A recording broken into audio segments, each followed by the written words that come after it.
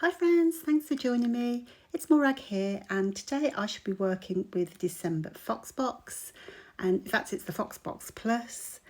And as you can see, we get with the Foxbox Plus a beautiful stencil and paper snips, as well as all those gorgeous perspectives, titles and elements. So for my layout, I thought I would do a wintry one rather than a festive one. I was quite careful when designing the Fox box that it wasn't just a festive box, because not everybody does festive photos and so on. So there is a mixture of very general titles such as photograph. There's a wintry title, which is what I'll be using today, as well as a couple of festive titles too. So a really good mixture. So I'm going to be using some bits and pieces left over from previous hip kits. They always do fantastic and lovely wintry kits or festive kits, and you can collect the papers and all the bits and pieces left over, and this layout would be perfect for using those leftovers.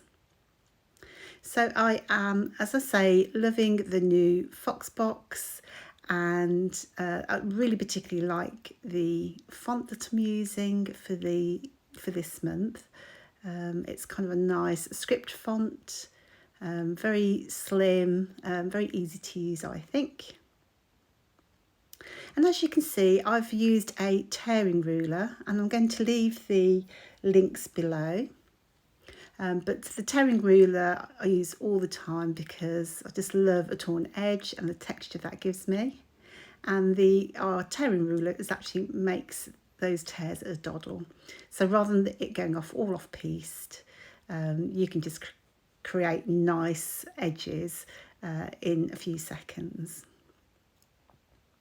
So I'm going with a design that's going to have kind of two shelves, as it were, to ground my photos and embellishments. And I shall be using Stencil 83, which is in the December Foxbox. And as you can see, it has arrows. That does seem a little bit random, I guess, for a December kit. But I'm really keen to make sure that you have things that you can use all year round, or again and again. And I had this in my head for so long that it had to go this month. I didn't want to leave it any longer. But you could create the background with any sort of stencil.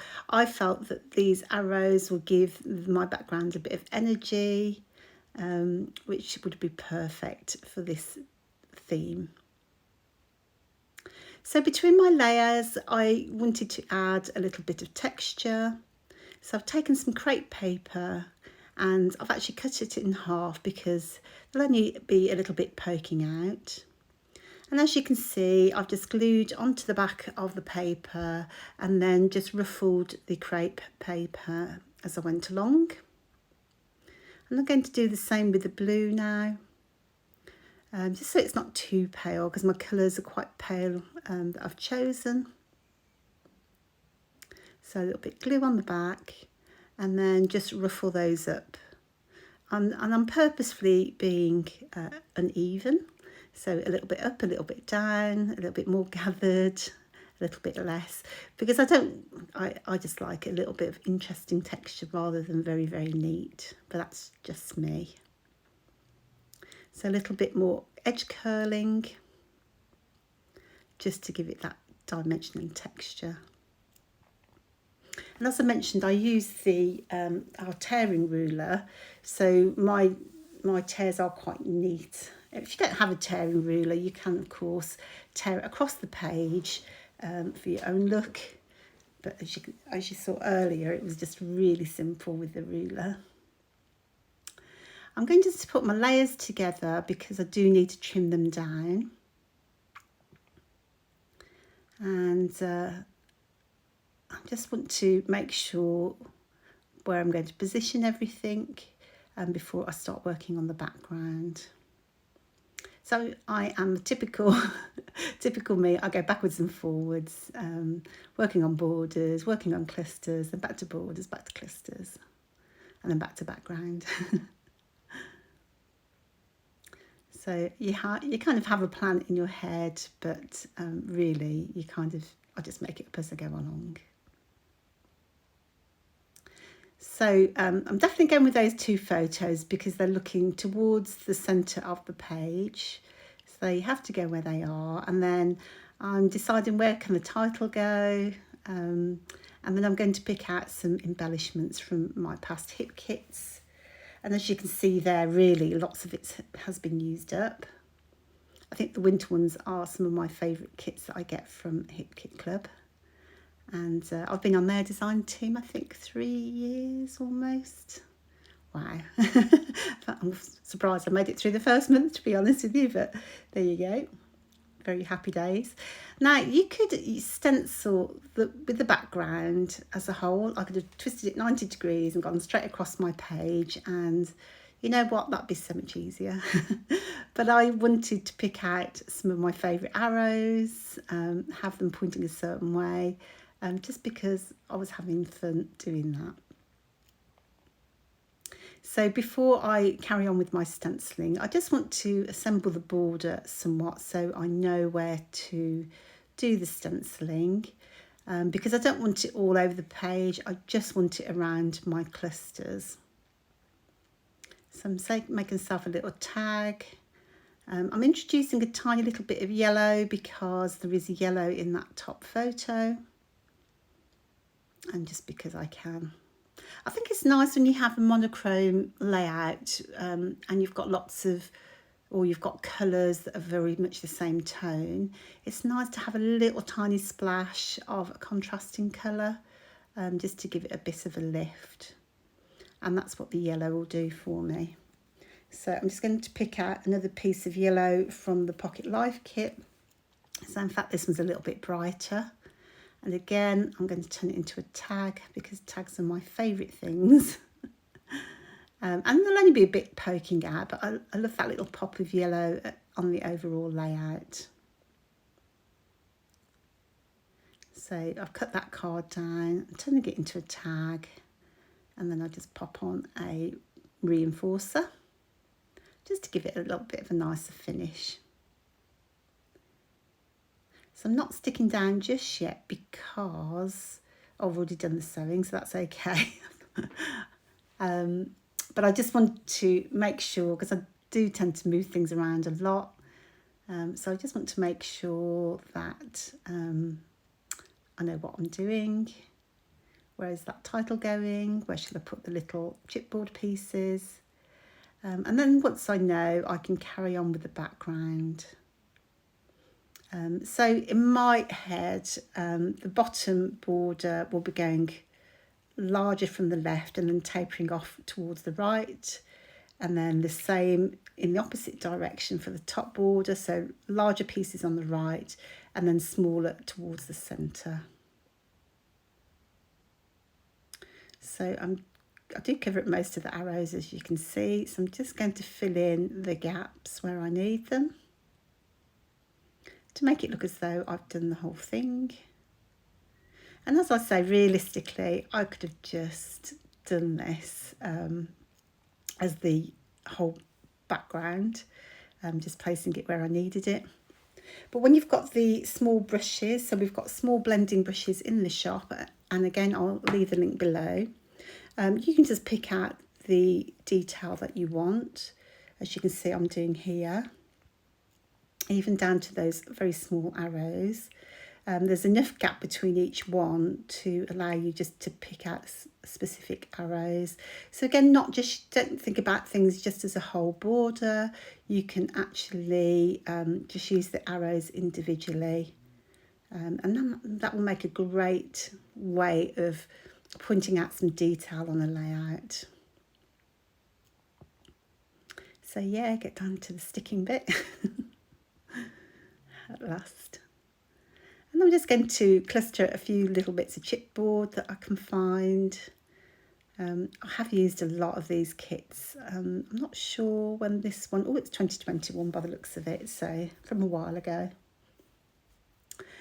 And in the Foxbox Plus, you'll see Paper Snips number 50, which is available in the shop the following month. So if this one is for December, it will be available later in December and thereafter.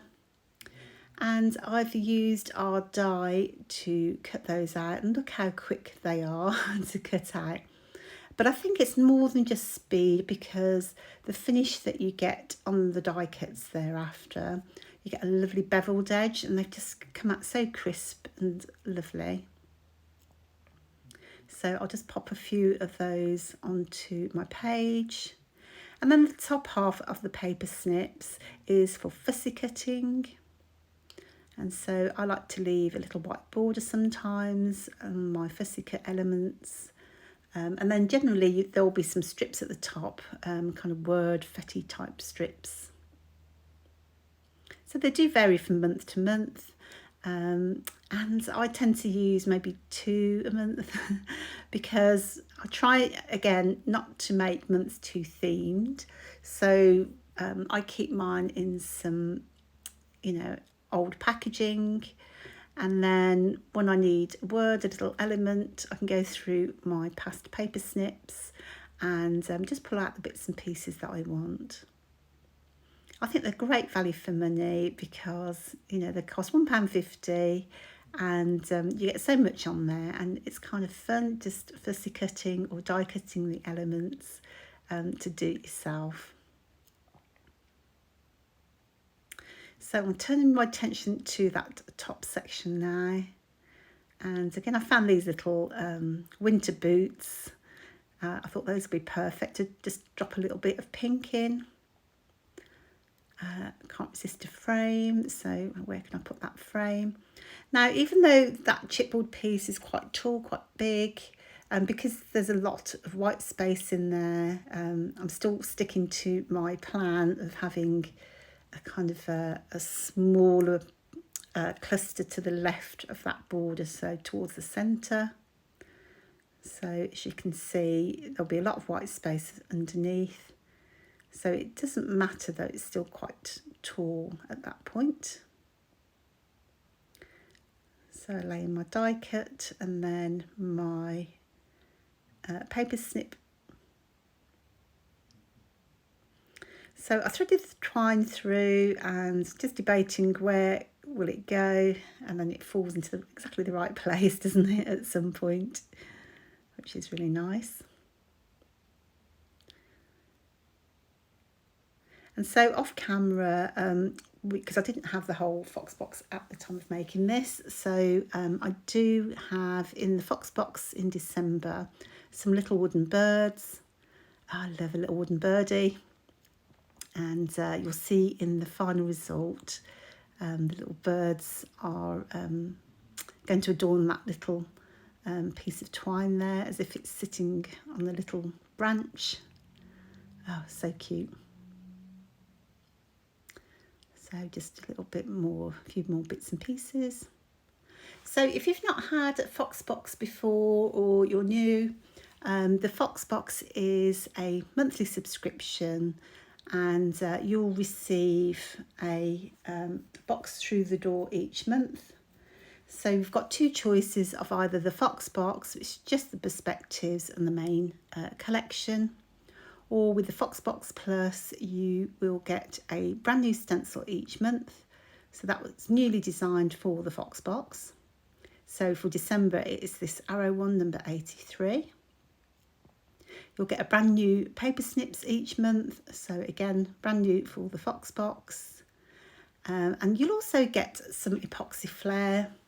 So the way that I've designed the paper snips, there is always 5 circles at the bottom, and the flair just allows you to turn those circles into your own flair.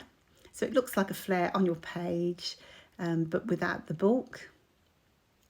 And so that's just £5 extra. So effectively you get the paper snips for free and the epoxy flare for free, which is a very good bargain. And Foxbox subscribers also enjoy 15% off Bramble Fox items in the shop. And those can ship with their Foxbox for no extra cost. And you'll also receive a little mini magazine each month, and that will give you ideas on how to use your Foxbox, which is fantastic. And there's also QR codes in there, so you can see the entire gallery from the team. And it just really gives you that bit of inspiration when you come to use it. So I love the stencil, look how lovely it's turned out. I added a few white spatters off camera, as you can see. I've used plenty of elements from the Foxbox Plus, and there's that birdie. Just love it, it's just adorable. There's another birdie. So really hope you've enjoyed this process. And I hope that you'll make your own version of it, and I would love to see that in Bramble Fox Friends. So don't forget to check out the Foxbox at Bramble Fox. All the details will be in the links below. And hopefully you can give me a thumbs up, and I will see you next time. Take care now. Bye.